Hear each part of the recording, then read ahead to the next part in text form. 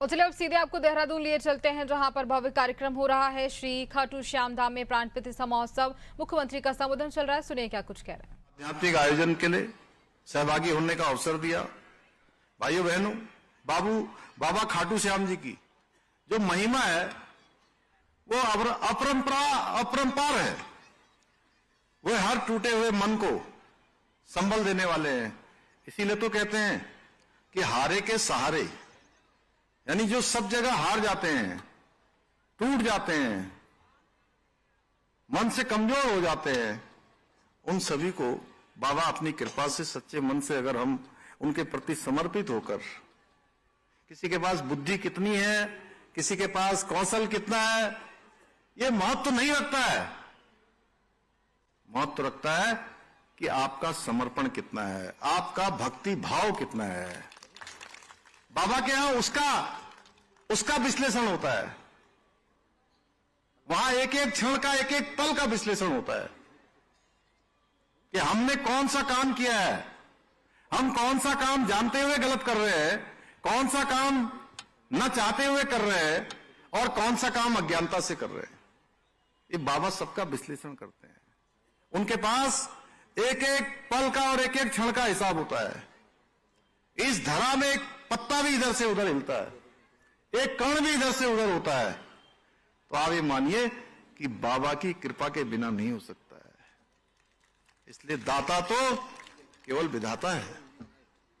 ये हम सबके स्मरण में रहना चाहिए। ये अवसर हमको जीवन की राह दिखाने के अवसर भी होते हैं।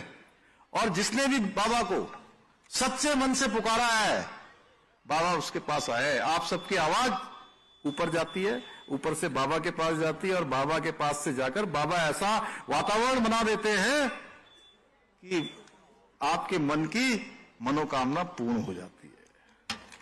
जो आपका संकल्प होता है वो संकल्प सिद्ध होता है।